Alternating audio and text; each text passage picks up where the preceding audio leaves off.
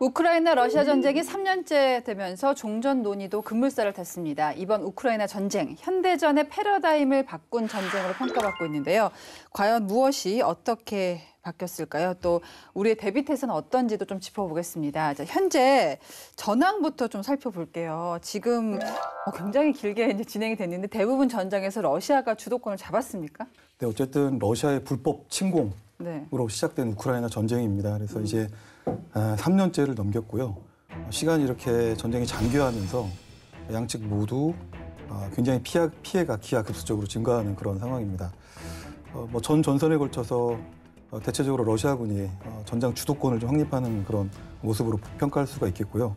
물론 이제 우크라이나 군도 여기에 맞서서 어쨌든 가능한 역량과 범위 안에서 최선을 다해서 영토 수호를 위해서 노력을 하고 있고 네. 또 영토 복원을 위해서 회복을 위해서 노력을 하고 있는데 현재 상황을 보면 러시아군은 러시아 군대로 도네츠크 축선이라고 하는 곳이 있는데 러시아가 이 도네츠크 축선에서 우크라이나 방향으로 계속적으로 점령 지역을 확장을 해 나가는 그런 모습이 있고요. 네. 기존에는 수미주라든지 하르키우주에 대한 공세를 러시아군이 강화하지 않았었는데 최근에는 주 공격 지역이 아니었던 이 북쪽 지역까지 우크라이나 지역에 대한 공세를 강화하면서 전반적으로 우크라이나군의 작전 체계를 와해하기 위한 그런 노력들을 이렇게 전개를 하고 있고요. 네.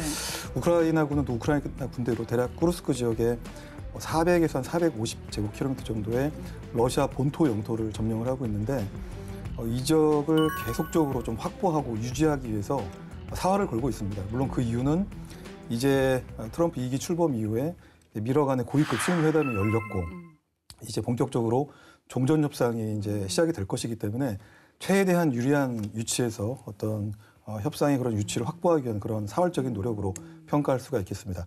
북한군도 역시 이 전쟁에 계속 참여를 하고 있는데 지난해 1차 파병 규모가 11,000명에서 12,000명 정도 규모였는데요.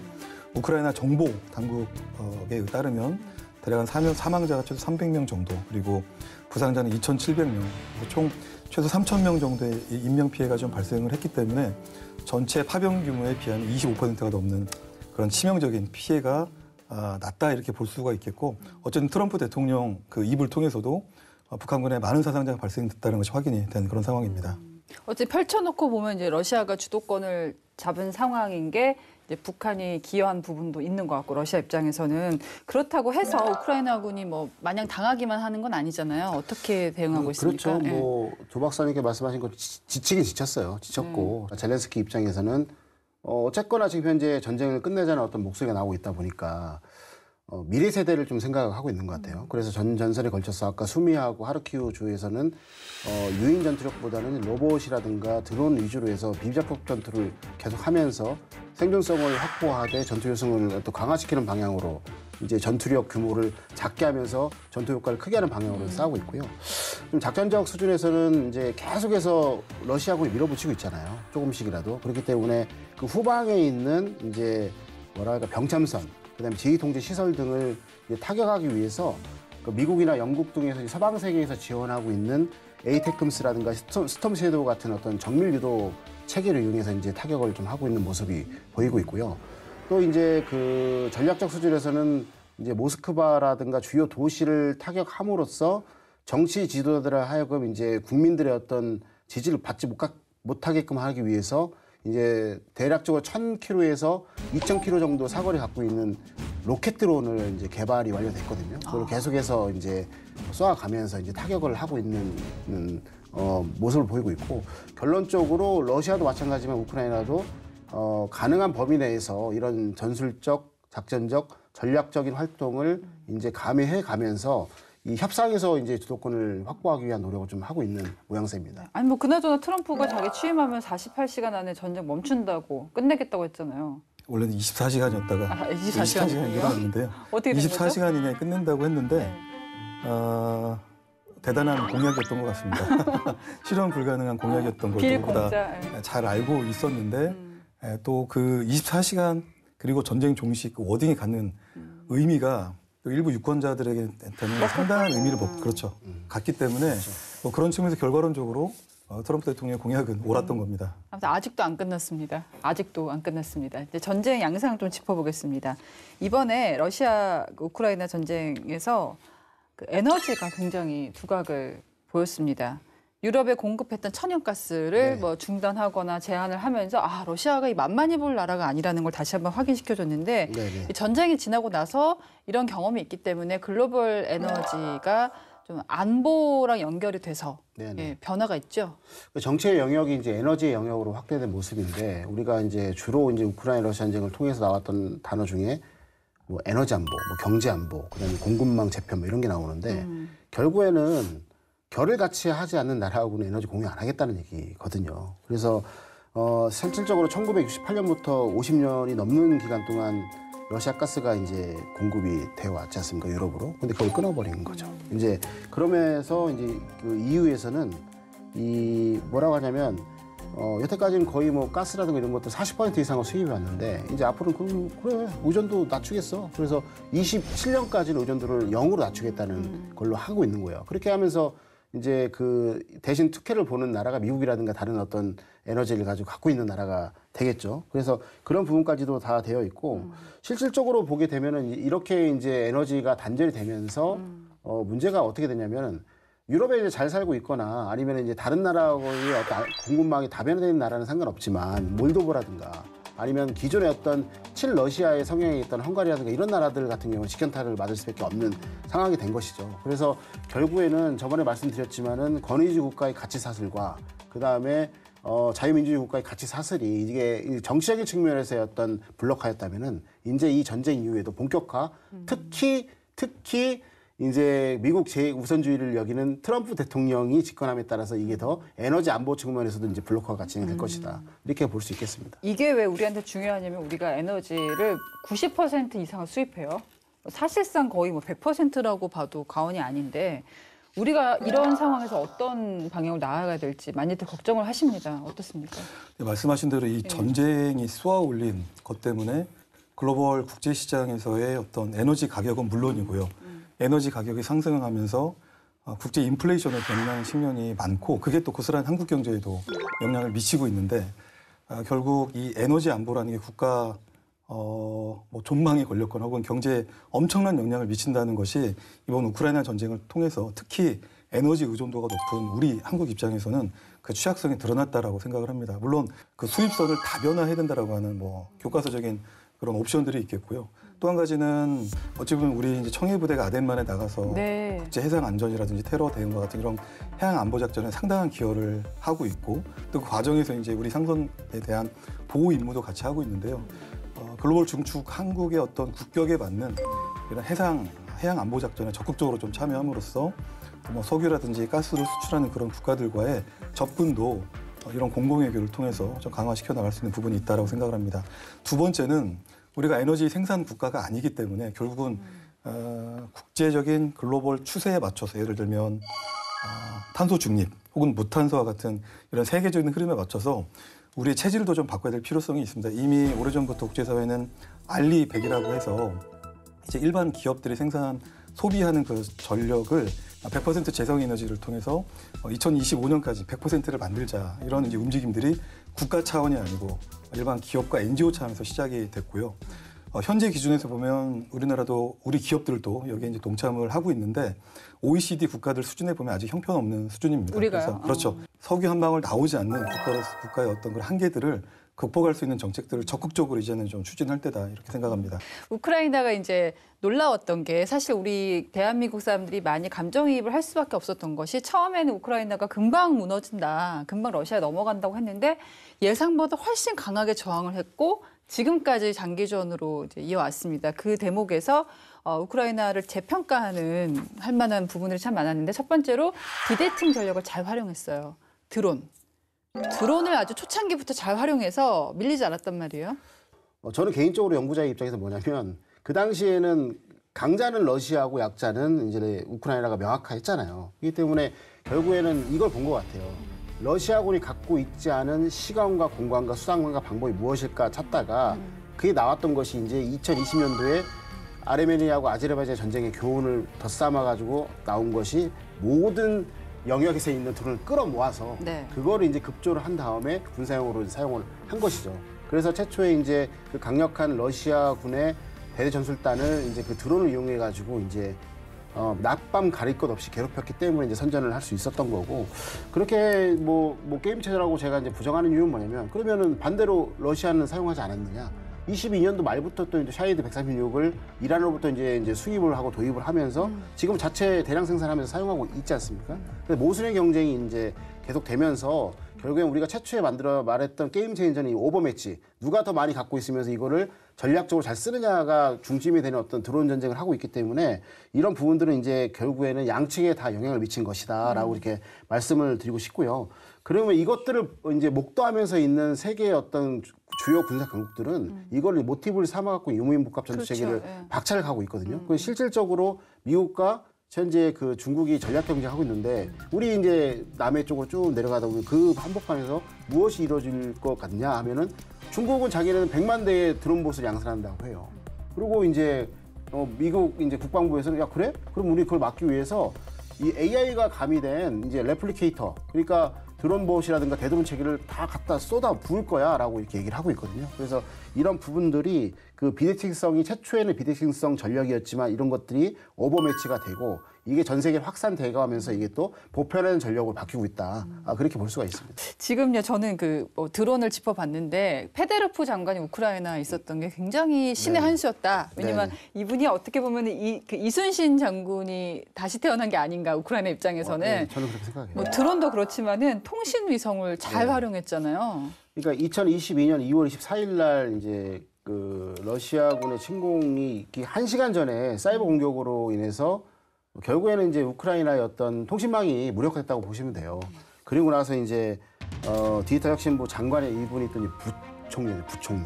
그러니까 예를 들어서 국방부는 이런 싸우는데 전력을 하고 그다음에 그 뒷받침하는 건 디지털 혁신부에서 하겠다 하면서 이분한테 장관이자 부총리 직함을 준 거예요. 젤렌스키 대통령께서 하면서 이제 그 당시 지금 X지만 트위터라고 하잖아요. 네. 이제 뭐 화면을 보시겠지만은 둘이 또 이제 재밌는 얘기를 합니다. 뭐라고 하냐면은 그 페드로프 장관이 이제 일론 머스크한테 네가 뭐 화성을 뭐 이렇게 뭐 저기 점령하거나 이제 좀 거기다 뭐 주택지를 만들고 하고 있을 때 러시아는 지금 이제 우크라이나를 점령하고 있을 것이다. 패기가. 그러니까, 예. 그리고 또 그다음에 네가 로켓 같은 거를 이제 스페이스를 통해서 쏘고 있을 때 러시아는 우리한테 미사일을 쏘고 있다. 이런 식으로 해서 얘기하면서 스페이스 X 지원해줘. 또 안에 있는 스타링크 지원해줘. 하니까 결국에는 뭐라고 하냐면 스타링크 서비스 is now active in Ukraine 딱 말해버리잖아요. 그런 식으로 소통을 딱 해버린 거예요. 그러니까 이제 혁신적인 어떤 혁신가들이 둘이 만나서 소통을 한 거죠. 한 거고 그러면서 이제 여기에서 끝나는 게 아니라 말을 할 수 있잖아요. 수사적으로. 트럼프처럼. 근데 일론 머스크는 바로 해줘. 예, 스타링크 단말기로 또 3,670대를 보내요.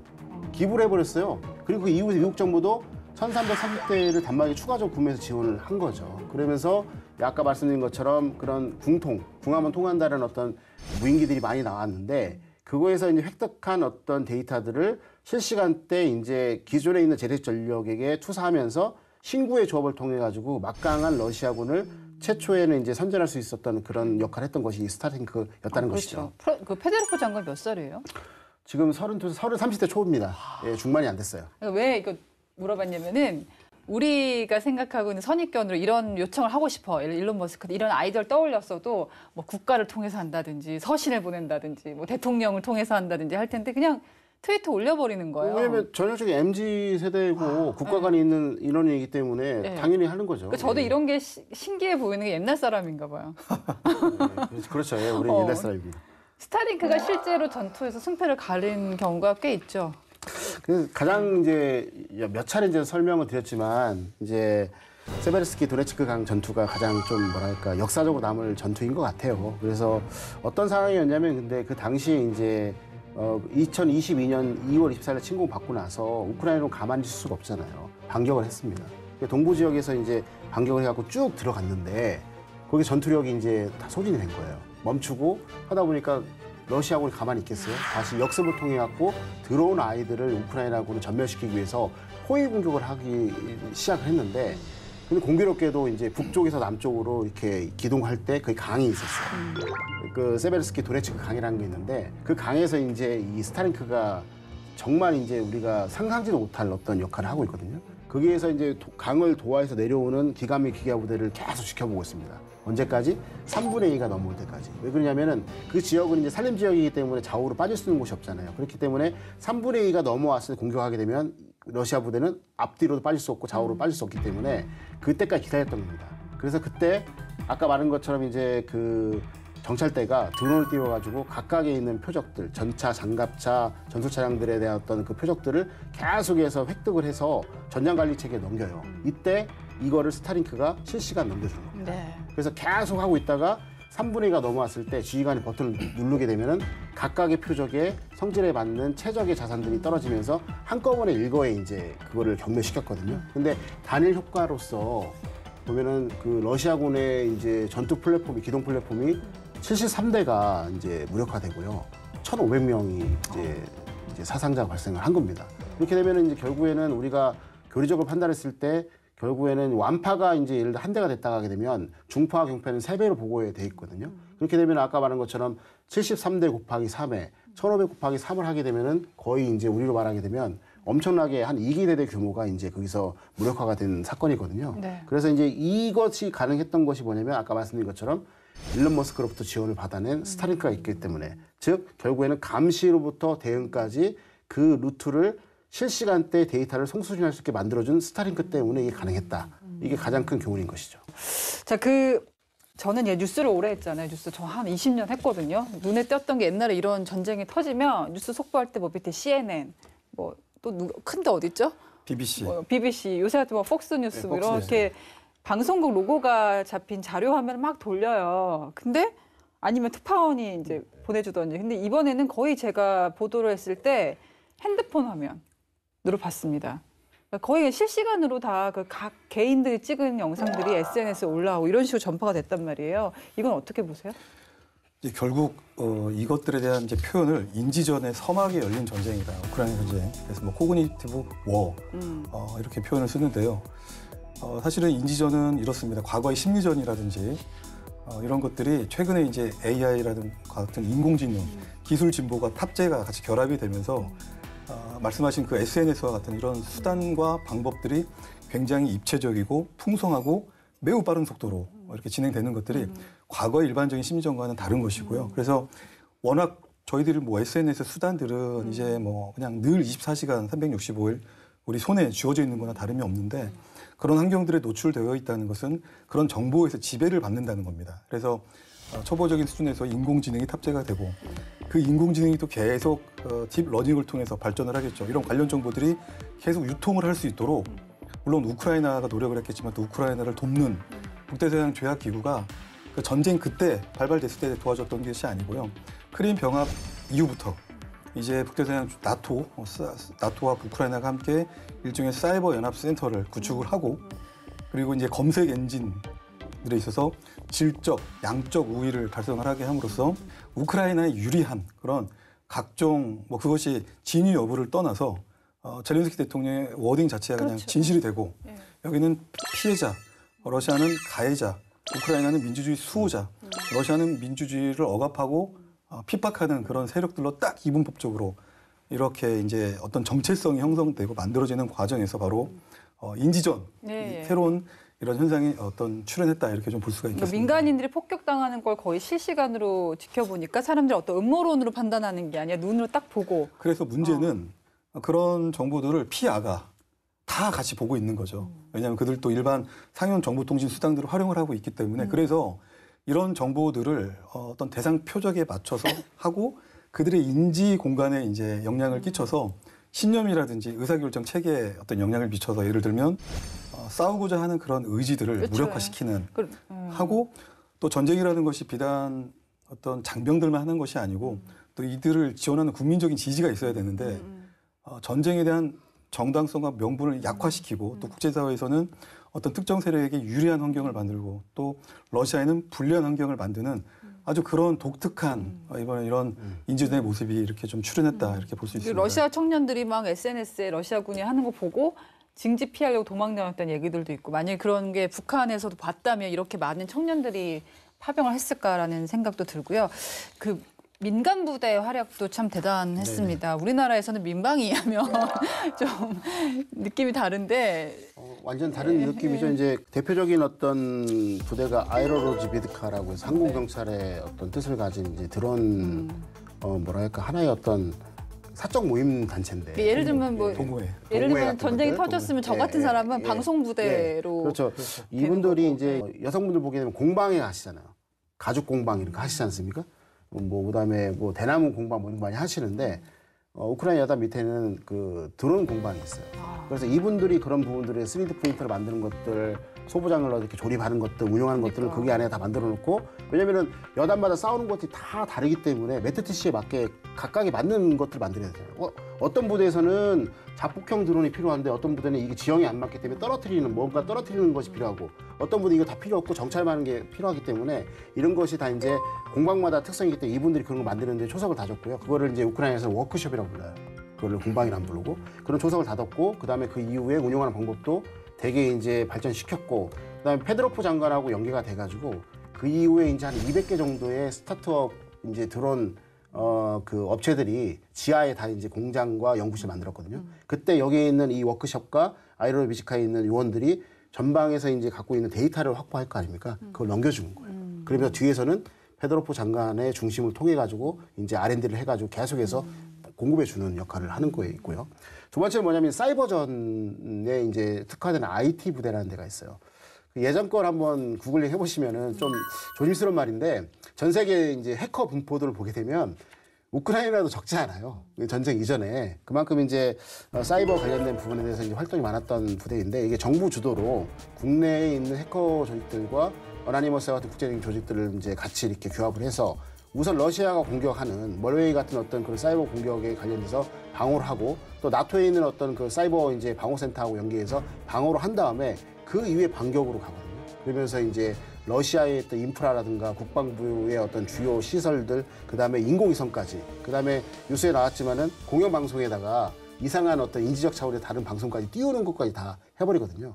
그래서 이런 부분들을 딱 봤을 때 결국에는 전쟁은 이걸 봤을 때 뭐 비대칭성도 막 다 얘기 인지는 하지만은 결국에는 중심했던 게 뭐였냐면 국가 총력전. 사람의 힘이 중요하다. 국가 총력전. 즉 국민, 정부, 그다음에 군의 삼위일체가 돼야지만 전쟁에서 이길 수 있다. 그 선례를 명확하게 보여주는 사례입니다. 저는 같은 맥락으로 생각한 게 사람의 힘을 얘기하는 거잖아요. 그러니까 첨단 무기가 아무리 많더라도 사람이 중요하고, 그러다 보니까 재래식 전력도 무시할 게 못 된다. 이걸 우크라이나가 보여줬지 않습니까? 어떻습니까? 결국은 재래식 전력은 아무리 기술이 발전하고 4차 산업혁명을 이야기한다 하더라도 재래식 전력은 필수적인, 그리고 디폴트값 전력이다, 이렇게 좀 보여지는 게, 지금 우크라이나 전쟁의 모습을 보면 사실은 뭐 우리가 고착화됐다, 진지전이다, 뭐 이런 표현들을 많이 쓰고 있는데요. 결국 무인기와 포병을 활용한, 그리고 일부 기관비 기계부대가 그냥 무제한적으로 이렇게 반복되는 그런 모습들이 계속 연출이 되고 있는 모습입니다. 그래서 보면 재래식 전력이 과거에, 그러니까 전투 초기에, 우크라이나 전쟁 초기에 우크라이나가 워낙 이제 스마트하게 이 무인 체계를 잘 활용을 해서 러시아의 이제 기관 및 기계화 부대를 아주 그냥 특정 지역에서 이렇게 좀 격렬시키는 그런 모습들이 마찬가지로 인지전의 방법을 통해서 전 세계적으로 고스란히 이렇게 실시간 전파되어서, 도대체 러시아가 세계적으로 군사력 2위의 강국인데 어떻게 저렇게 싸울 수 있느냐에 대한 굉장히 러시아 입장에는 굴욕적인 그런 모습들이 많이 보여졌는데요. 우크라이나 전쟁을 통해서 이런 재래식 전력과 오히려 첨단 기술들이 하이앤 로우의 믹스의 중요성이 저는 재확인됐다고 생각합니다. 하이앤 로우 믹스. 하이앤 로우의 믹스가 너무 중요하다는 겁니다. 이번 전쟁의 중요성은 어쨌든 지상전이 중요하다. 지상 무기 체계는 더 중요하다. 교수님 개인적으로는요, 탱크 있잖아요. 뭐 아직도 필요하다, 아니다, 이제 필요 없다, 러시아 봐라, 이런 의견들이 있었는데 어떻게 보세요? 지금 사실 지금 우크라이나 러시아 전장에서 수많은 전차들이 구천을 떠들고 있어요. 가지 못하고. 왜냐면 얘네들 뭐라고 얘기하냐면, 잘못은 사람으로 했는데 왜 나한테 모든 책임을 돌리냐, 이렇게. 탱크가? 전차가? 전차가 그러고 있어요, 지금요. 왜 그러냐면 아까 두 박사님께서 말씀 잘해주셨는데, 이게 인지적인 차원에서 이렇게 전차 무용론이 나온 게 중요한 전투가 있어요. 그게 브로바리 전투입니다. 브로바리 전투가 뭐냐면 여러 번 제가 설명드렸지만 벨라루스에서 전쟁 초기에 키이우를 함락하기 위해서 러시아군의 기갑 및 기계부대가 여러 차례 공격을 했잖아요. 그런데 그거를 이제 브로바리라는 이제 도시 경계 지역에서 거의 전멸을 시켜버립니다. 그러면서 세계 각국에서 야, 전차가 저렇게 당한단 말이야? 왠지 필요 없겠네라는 인식을 갖게 되는데, 지금에서 말하지만은 그때 당할 수밖에 없었던 이유가 있어요. 왜냐하면 SMS 이제 통합 플랫폼을 만들고 이제 페드로포 장관이 만들어줬어요. 거기에서 나와 있는 어떤 모든 정보 영상이라든가 아니면 이제 텍스트라든가 그다음에 이미지 관련된 부분들에서 주요 키워드를 2차 원 지도를 해놓고 매일매일 스크린을 한 거죠. 그러면 이제 우크라이나 군에서는 이게 얼마만의 장비가 어디어도 오겠다는 걸 예측할 수 있잖아요. 그러면서 브로반이라는 지역에서 매복을 하고 있었던 겁니다. 하고 있고 거기 안에서 자폭 드론을 이용해서 이제 그 전차 부대 앞과 뒤를 이제 자른 상태에서 그게 못 움직이잖아요. 도시 지역에 갇혔으니까요.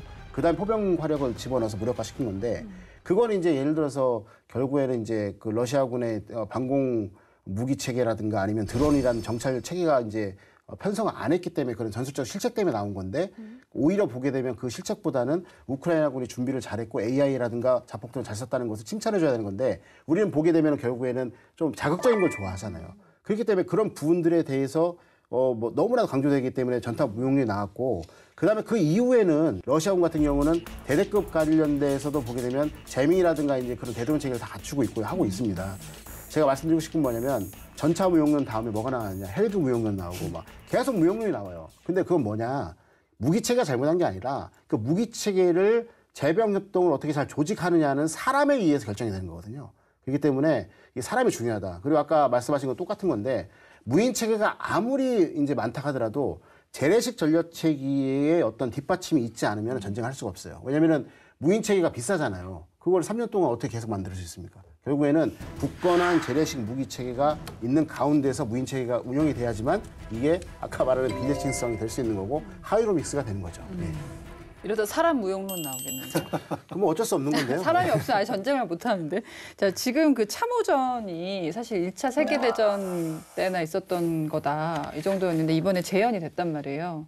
첨단 기술 4차 산업혁명 얘기하는데 네, 땅굴 파고 쉽게 얘기하면 땅을 파고 거기서 전투가 이루어지고 있는 접촉전, 근접 전투가 여전히 이 시간에도 벌어지고 있습니다. 지금도. 네. 그 이유가 이제 생각보다 이제 우크라이나 전선이 뭐 정면이 1000km가 넘기 때문에 굉장히 광정면에서 지금 이런 각종 전투들이 이루어지고 있다 보니까 결국은 영토를 점령한다는 것은 병력과 병력이 접촉하고 장비가 접촉을 해서 특정 세력을 또 격퇴시켜서 깃발을 꽂아야 되거든요. 그런데 쌍방간에 영토 점령을 하기 위해서 결국은 땅을 판 겁니다. 땅을 판다는 것은 영토 점령한 목적도 있고 또 하나는 나의 생존성을 보장하기 위해서라는 목적도 있어서 이제 군사적으로 이런 것들을 이제 종신 깊은 전투를 운용함으로써 나의 생존성을 보장하고 결과적으로 영토를 점령하기 위한 목적들 때문에 이렇게 하고 있는데 양측이 모두가 지금 그렇게 하고 있는 것이죠. 그래서 지금 이런 부분들이 2차 세계대전에서나 있을 법한 참호전을 다시 소환을 하고 있는 겁니다. 그래서 미국에서도 미군 육군도, 미육군도 이런 참호전에 대비해야 된다. 그래서 어떤 이런 뭐 거점을 구축을 하고 거기서 네. 어떻게 급조 진지를 파고 뭐 개인 호가 되었던 혹은 분대 단위, 소대 단위 호를 어떻게 구축을 해서 생존성을 보장시킬 거에 대한 문제. 나아가서 나토 연합 훈련도 이제는 뭐 이렇게 대기동 훈련, 뭐 기동 훈련, 어떤 항공 자산을 통해서 특정적으로 신속 대응하는 훈련 외에도 이제 특정 지역에서 이런 참호를 파고 거기서 어떻게 공중에서 날아오는 위협, 예를 들면 무인기라든지 자폭도론을 기존 재래식 전력 체계라든지 이런 것들을 통해 효율적으로 격퇴를 해서 생존성을 보장하면서 전투 효율성을 제고시킬 것인가에 대한 이런 훈련들을 많이 하고 있다는 것입니다. 네. 네, 제1차 세계대전 참호전으로 장기적인 교착 상태가 이어졌습니다. 당시에 참호전을 타개하기 위해서 등장한 무기가 있었고 적군이 정말 혼비백산한 적이 있는데요. 딥하고에서 알아봅니다.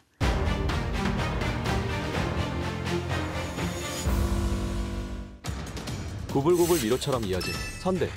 이 선은 다름 아닌 1차 세계대전 당시 참호의 모습인데요. 무려 760km에 달하는 긴 참호를 파고 대치를 이어간 연합군과 독일군. 기나긴 참호전을 돌파하고자 그들은 어떤 시도를 했을까요? 1차 세계대전에서 참호전이 시작된 건 전쟁이 시작된 지 불과 한 달 만이었습니다. 당시 프랑스군은 마른 전투에서 독일군의 진격을 막는 데 성공했는데요. 이를 계기로 수세에 몰린 독일군은 참호를 파기 시작했고 프랑스군도 참호를 구축하면서 본격적인 참호전이 시작됐습니다. 참호는 당시 신식 무기였던 기관총으로부터 아군을 지킬 수 있는 가장 안전하고 효율적인 수단이었는데요. 애초엔 성인 남성 한 명이 서 있을 정도로만 구덩이를 팠었지만 공격과 방어를 반복하며 참호 체계는 치밀해졌고 독일에서부터 북대서양까지 서부 전선 곳곳으로 확장됐습니다. 참호 안에서의 생활은 그야말로 혹독했는데요. 무엇보다 병사들을 힘들게 한 건 전진도 후퇴도 없는 상황이었습니다. 참호전의 특성상 공격군은 방어군보다 피해가 컸는데요. 방어군은 참호 안에 숨어 사격에 주력하는 데 비해 공격군은 사상의 위험을 감수하고 적진에 돌진해야 했기 때문입니다. 이런 이유로 양측은 팽팽하게 방어망만 지키고 있기도 했는데요. 그러던 어느 날 벨기에 이프르 지역에서 역사적인 사건이 발생합니다. 1915년 4월 이프르 전투에서 독일군이 유독성 염소가스를 살포한 건데요. 당시 생화 항무기는 국제법상으로 사용이 금지돼 있었는데요. 그럼에도 불구하고 독일군은 독가스를 전투에 사용했습니다. 독일군이 이프르 전투에 사용한 독가스는 약 170톤, 연합군 장병 5,000명이 죽거나 다쳤는데요. 한 번의 공격으로 피해가 컸던 건 독가스의 특성 때문이었는데요. 독가스는 공기보다 무겁기 때문에 참호 속에 잘 가라앉아 살상력이 컸기 때문입니다. 이후 독일군과 연합군은 어마어마한 독성화 학물질을 앞다퉈 개발했는데요. 살상력 향상과 더불어 투척 수단도 발달하면서 독가스는 치명적인 살상 무기로 자리매김합니다. 그러나 참호의 방어력을 뚫고 진격하기 위해선 보다 강력한 무기체계가 필요했는데요. 때마침 영국에서 참호전을 타개할 묘안이 나왔습니다. 영국의 종군 기자였던 어니스트 스윈튼 소령은 농촌에서 쓰던 트랙터를 보고 한 가지 아이디어가 떠올랐는데요. 바로 무한궤도식 바퀴와 무기를 장착한 전차였습니다. 그러나 당시 육군 수뇌부는 스위튼의 아이디어를 장난감 차 같다며 무시해버렸는데요. 하지만 당시 해군성 장관 윈스턴 처칠은 이를 적극적으로 지지했고 본격적으로 참호전을 돌파할 무기 개발이 시작됩니다. 그리고 1916년 9월 프랑스 솜 지역 전선에 세계 최초의 탱크 마크1이 등장하는데요. 마크1은 차체 10m 정도에 무게는 30톤에 달했지만 진흙탕인 전장에서 기대만큼의 기동력을 선보이지 못했는데요. 그렇지만 처음 탱크를 본 독일군에게 마크1의 등장은 그 자체로 큰 충격이었습니다. 당시 전장에 투입된 마크1은 총 49대, 그중 적진까지 돌파한 탱크는 극히 소수였는데요. 하지만 마크1은 연합군의 방패막이 역할을 하며 참호와 철조망 지대를 돌파했습니다. 이후 영국은 1차 세계대전이 끝날 때까지 마크1을 기반으로 개량형과 파생형을 연이어 개발했는데요. 수많은 실전과 시행착오를 거쳐 2차 세계대전부터 탱크는 전장의 흐름을 주도하는 핵심 전력으로 자리 잡습니다. 1차 세계대전의 참호전은 승자와 패자 모두에게 상처를 남긴 동시에 현대전과 무기 발전에 영향을 미쳤는데요. 큰 아픔으로 역사에 기록된 만큼 전쟁이 남긴 교훈을 잊지 말아야겠습니다. 지금까지 딥하고였습니다. 자, 이거 어떻게 보세요? 지금 우크라이나 러시아 전쟁이 어떤 서방과 러시아 대결의 대리전이다라는 시각이 있어서 이 전쟁이 끝나고 나면 신냉전 시대가 온다. 일리가 있는 말입니까? 사실 신냉전 시대는 이미 시작됐다라고 봐야 될 것 같습니다. 이미 권위주의 진영의 대표 막격인 러시아가 이렇게 미사일을 쏘아 올려서 전면적인 침공을 했기 때문에 그 사실 자체로 사실은 신냉전이 시작됐다고 볼 수가 있겠고요. 사실 러시아 우크라이나 침공 이전에 신냉전이라고 하기엔 좀 애매했던 미중 패권 경쟁, 그것이 우크라이나 전쟁과 이제 결합이 되면서 정말로 세력권 분리 현상이 이렇게 심화가 되고 있는 그런 모습인데요. 오늘날의 이제 신냉전이 과거와 냉전과 좀 다른 점이 있다면 주체와 어떤 아이템에서 약간 대별적인 차이점이 있다고 생각을 합니다. 과거에는 미국과 소련이 핵을 가지고 전략적 어떤 패권 경쟁을 벌였습니다. 군사 안보에 약간 한정되어 있었다면 지금은 경제 안보, 기술 패권, 에너지 안보를 포함한 다양한 분야까지 이렇게 확산 스펙트럼이 넓어졌고요. 결국 이제 중국과 러시아가 하나의 블록을 형성해서 군사 안보를 포함한 경제 안보, 기술 패권을 같이 이렇게 좀 협력을 하면서 미국에 대항하고 있는 이제 그런 모습인데, 어쨌든 주체가 조금 더 늘어났고, 그리고 중국과 러시아를 또 추종하는 세력들 블록화되어 있고, 또 미국의 동맹 및 유사 입장국이 같이 이렇게 블록화를 해서 세력권 분리가 이렇게 좀 심화되고 있는 그런 측면이 있겠고요. 또 한 가지는 말씀드렸던 군사 안보의 측면이 아니고 기술 패권이 굉장히 이렇게 좀 두드러진 측면입니다. 이것은 이제 러시아 우크라이나 침공 때문에 발생했다라기보다는 기존의 미중 패권 경쟁에서 러시아 우크라이나 침공으로 인해서 이런 기술 패권이 좀 더 가속화되고 어떤 국가주의, 보호주의가 좀 더 심화되는 그런 측면이 있는데, 이제는 기업들이 사실은 장벽 없이 활동했던, 수익을 위해서 노력했던 기업들이 빅테크 기업들이 구글이라든지 미국의 마이크로소프트라든지 애플, 이 빅테크 기업들이 중국의 비아드라든지 화웨이와 기술 경쟁을 하고 있고요. 최근에 이제 중국의 딥시크가 완전히 중국의 국민 영웅 그런 이제 기업으로 떠오르면서 시진핑 주석이 나서서 네. 그것을 적극적으로 활용하는 이 모습들이 과거의 냉전 시대에 없었던 새로운 오늘날의 신냉전 시대에 보여지고 있는 그런 패권 경쟁, 전략 경쟁의 모습이다 이렇게 볼 수가 있겠습니다. 미국이 어쨌든 우크라이나 쪽에 군사적인 지원을 했어요. 그 상징적으로 꼽을 수 있는 게 첨단 무기 하이마스였고 러시아 입장에서 이건 꼭 파괴를 해야 되겠다 1순위에 꼽혔었는데 지금 동맹국들 사이에서 군사 협력도 많은 변화를 거쳤습니다. 어떻습니까? 이게 이제 그 군사협력의 어떤 방점을 찍거나 꽃이라고 보이는 게 이제 하이마스인데 이제 이 한국말로 하게 되면 고속기동 포병 로켓 시스템이거든요. 그 당시에 제가 이제 발표를 하니까 하이마스 하니까 하이마트라고 사람들이 잘못 해가지고 웃긴 경우도 있었는데 이게 우크라이나로 이제 그 제공이 되면서 실질적으로 전장에서 맹활약하게 된 첫 번째 기사가 2022년 7월 14일이에요. 그러니까 그날을 역사적인 날로 잊을 수가 없는데 왜 그러냐면 이제 이게 그 러시아군도 비슷한 다연장 로켓 시스템 갖고 있을 거지 않습니까? 스메르치라든가 우라간 등이 있는데 뭐 두 교수는 잘 아시겠지만은 그거보다 사거리가 길고 전밀도가 높아요. 그리고 아까 말씀드린 것처럼 이게 또 드론과 연계되면서 드론이 이제 어떤 공격하는 제대의 선두와 후미를 타격하고 정지시킨 상태에서 이거를 무지막지하게 쏟아붓기 때문에 대량 피해가 발생할 수밖에 없어서 그 당시에 어떤 그 러시아군의 어떤 전술을 봤을 때 그런 피해가 가중될 수밖에 없는 상황이었기 때문에 이게 러시아군 입장에서는 꼭 이것들을 요격해야 되고 없애야 된다는 어떤 당위성을 갖고 있었던 거거든요. 근데 이게 뭐냐면 이 하이마스가 2018년도에 보게 되면 미 육군이 이제 현대화 전략을 발표를 합니다. 그게 안에서 뭐냐면 미 육군이 앞으로 다영역 작전을 수행할 거야 하면서 27년까지는 러시아나 중국 중 한 개 나라와 싸우더라도 이 다영역 작전을 통해서 우리가 승리할 수 있는 어떤 기반을 마련하겠어. 2035년까지는 두 나라와 동시에 싸워도 우리는 승리할 수 있는 기반을 마련하겠어 하면서 6가지의 중점 전략을 발표를 해요. 그 중에 첫 번째가 뭐냐면 장거리 정밀 화력 Long Range Precision Fires인데 이것 중에 대표적인 것이 이 하이마스였어요. 그래서 이런 어떤 무기 체계를 준다는 건 쉽지 않은 거거든요. 근데 이제 보면 아까 말씀드린 것처럼 이런 어떤 다영역 작전의 어떤 실험 무대가 결국은 대상이 경쟁 국가였던 러시아하고 그 다음에 이제 중국이었잖아요. 그러니까 우크라이나가 러시아하고 이제 대결하는 가운데였기 때문에 제공을 하면서 자유민주주의 국가의 어떤 가치를 이제 상승시키는 효과도 있었지만 자기네가 성능 개선을 계속 했던 하이마스에 대한 성능을 실제 전장에 테스트할 수 있는 좋은 기회였던 거죠. 그렇기 때문에 이런 어떤 군사 협력이 결국에는 한 나라의 전략 물자, 전략 시스템이라는 어떤 그런 부분들의 어떤 가치를 갖고 있는 것들도 이런 먼 장래, 그 다음에 지금은 나의 적이 아니지만 먼 미래에 나의 적이 될 수 있는 어떤 전략 환경이 급변하는 어떤 그런 모습을 예측해 보면서 그런 어떤 군사 협력이 실시간대 이제 왔다 갔다 한다는 거죠. 네. 지금 이걸 말씀드린 이유가 뭐냐면 이전 정부와 트럼프 정부는 다르지 않습니까?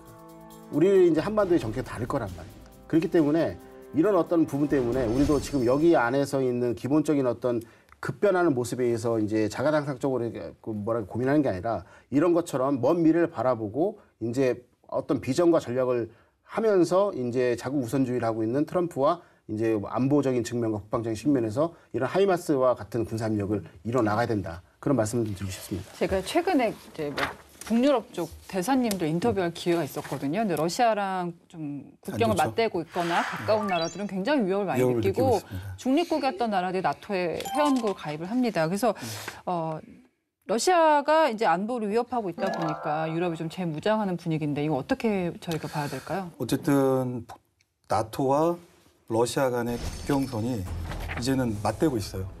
그것을 예방하기 위해서 러시아가 우크라이나를 침공했던 이유 중에 하나가 그런 부분이었는데 결국 그런 군사 목표는 실패했죠. 그래서 지금 핀란드하고 러시아가 1,300km의 국경선을 마주하고 있습니다. 러시아 입장에서는 당연히 나토가 확실하게 동진해서 국경선을 맞대고 있다라고 하는 위협 인식이 있는 거고요. 네.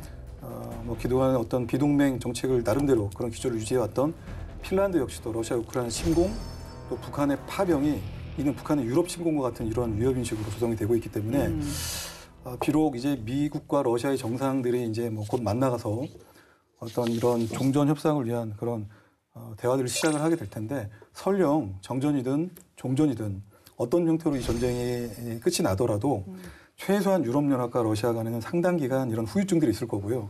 특히 이제 러시아와 가까운 동유럽 국가들이 되겠습니다. 발트 국가라든지 북유럽 국가라든지 폴란드, 특히 폴란드 이 전쟁에 가장 진심인 국가 중에 하나 그리고 조 교수님 언급하셨던 우크라이나를 돕는 어떤 무기 가장 핵심적인 노드, 핵심 허브가 바로 이제 폴란드인데 물론 러시아의 과거 역사적인 부침도 있었고요. 굉장히 자강의 노력을 배가하고 있습니다. 대표적인 나라 폴란드 경우에도 뭐 이런 인식들을 하고 있는 것 같아요. 러시아의 유역 인식은 기본인데 미국이 없는 북대서양 조약이고 나토의 동맹의 미래가 있을 수도 있으니 스스로 지켜낼 수 있는 힘이 필요하다는 거죠. 자강이라고 하는 건데 최근 수년 내 우크라이나 전쟁이 발발한 이후에 폴란드 국방비가 거의 2배 이상 증액을 했고 트럼프 대통령이 원하는 대로 국방비 수준이 뭐 GDP 대비 5%까지도 지금 향해 가고 있는 그런 모습이 비단 폴란드에서 멈추는 게 아니고 동유럽을 포함한 유럽 전역으로 확산이 되고 있는 부분들이 뭐 종전 이후에도 그런 후유증들이 있을 수 있겠다 이렇게 좀 전망합니다. 네, 사실 러시아 우크라이나 전쟁 처음 발발했을 때는 약간 우리랑 상관이 없는 좀 그렇게 느끼시는 분들도 많았는데 북한군이 이제 파병을 하면서 얘기가 좀 달라졌어요. 아, 이게 우리랑 관련이 있을 수 있구나. 북한군이 현대전을 경험한 거 아니겠습니까? 네네. 이거 어떻게 파장이 있을까요? 이건 좀 이렇게 말씀드리고 싶어요. 1965년도에 우리가 이제 월남전에 파병을 하고 나서 70년대 초반까지 이제 파병을 했지 않습니까? 그리고 그때 당시에 어떤 DMZ에서 유의미한 어떤 그 데이터가 있냐면 지상 침투가 거의 없어졌어요. 왜냐면은 정글 지역에 가서 매일 수색 정찰과 매복을 했기 때문에 그 소부대에 관련된 어떤 전투 기술이 극강에 치닫게 됐거든요. 그러니까 실질적으로 DMZ 안에서 이제 그런 작전이 실질적으로 이루어지다 보니까 북한군 지상 침투가 거의 없어지는 현상이 일어나거든요. 똑같습니다. 왜 무슨 말이냐면 결국에는 우크라이나의 군 정보기관 정보 총국이라는 데가 있어요. 거기서 보게 되면은 바디엠 이제 스키비츠키라는 부국장이 말을 했는데 뭐라고 했냐면 북한군이 조만간 위협적인 존재로 변모할 수 있다라고 얘기를 하면서 가장 중요하게 꼽은 게 실전에 대한 경험을 한다. 그다음에 이제 또 이제 요새 뉴스에서 많이 나오겠지만은 갑자기 러시아의 부상병들이 막 북한에 들어와서 뭘 하고 있어요. 근데 이제 분석을 보게 되면은 두 가지 이제 측면에서 하나는 뭐냐면은 북한이 이제 러시아의 어떤 무인기라든가 주요 무기 체계를 오해할 수 있도록 하는 기술력을 이제 전파해주는 사람일 수도 있고, 그 다음에 러시아군이 경험했다는 그런 교리들을, 최신 교리들을 전수해줄 사람들이 될 수도 있다라는 것들이 지금 현재 나타나고 있는 거거든요. 그렇기 때문에 이런 부분들도 우리가 안보는 좀 뭐랄까 보수적인 관점에서 봐야 되기 때문에 우리가 이에 대한 어떤 준비를 많이 해야 될 것 같고, 그 다음에 이런 부분들이 이제 파병들이 단기간에 끝나는 게 아니라 김정은 입장에서는 계속해서 외화벌이라든가 이런 경제적인 어떤 이득을 하기 위해서 계속해서 그 길을 파병 거점을 통해 갖고 순환 배치시킬 거 아닙니까? 그러면 이 기간이 늘어나면 늘어날수록 우리가 월남전에 경험한 것처럼 우리는 몇 년 동안, 몇십 년 동안 전투 경험 안 했기 때문에 전투 경험을 한 북한군, 그리고 또 앞으로는 이제 드론을 우리보다 빨리 운용할 수 있는 북한군하고 대면하게 됐을 때 우리가 아무래도 수세적인 입장이 될 수밖에 없다. 그렇기 때문에 이런 부분들을 저희가 잘 고려해서 군사혁신을 추진해야 된다. 이 말씀을 드리겠습니다. 아니, 북한군은 참 요새 뭐 영상 뜨는 거가 불쌍하더라고요. 네. 그 북한에서 태어났다는 이유만으로 너무 젊은 우리나라 지금 MZ세대인데 참 걱정입니다. 지금 짧게 한 말씀씩 들어볼게요. 지금 저희가 러시아 우크라이나 전쟁 쭉 짚어봤습니다. 우리 입장에서 시급하게 대처해야 될 거 하나씩 꼽아주신다면요.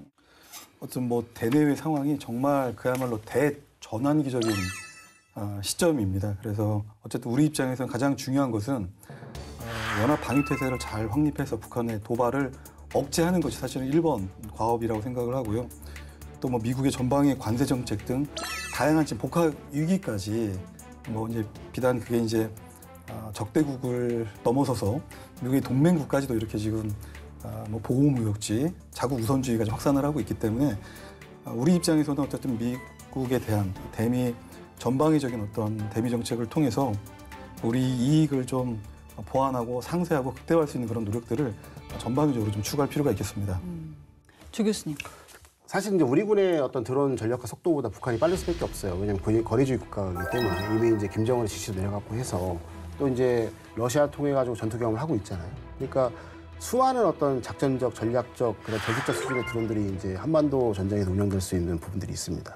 그렇기 때문에 그거에 대해서 이제 비대칭 전력이 핵과 같이 될 수 있는 부분이 있거든요. 그렇기 때문에 그걸 상쇄하기 위한 거는 가장 좋은 건 우리도 빨리 작전적, 그다음에 전략적, 전술적 수준에서 이제 그런 드론들을 전력화하는 게 필요하고요. 마지막으로 이제 중요한 거는 뭐냐면 지금의 전투의 모습을 보게 되면 작년 1월 달에 이제 우크라이나군이 무인 체계군을 창설했거든요. 육군, 해군, 공군 이런 것처럼 무인 체계군을 했는데 그 인원들이 이제 크게 두 가지로 드론 전투부대와 그다음에 로봇 전투부대가 있는데 다 예비군입니다.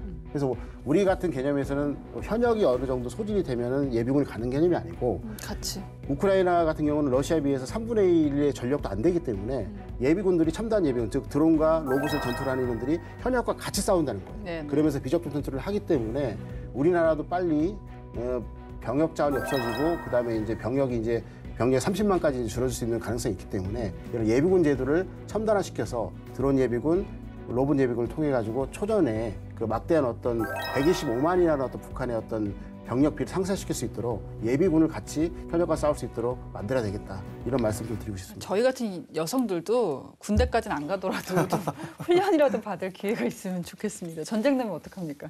네, 디펜스 프라임 오늘의 우크라이나 전쟁이 현대전을 어떻게 바꿨고 어떤 기록을 남겼는지 좀 짚어봤습니다. 자, 오늘 내용 여기까지고요. 저희는 매주 금요일 밤 10시 KFN 또 유튜브 채널에서 동시에 여러분 찾아갑니다. KFN TV는 KT 지니 TV에서 채널 번호 101번으로 변경됐습니다. 시청자 여러분 고맙습니다.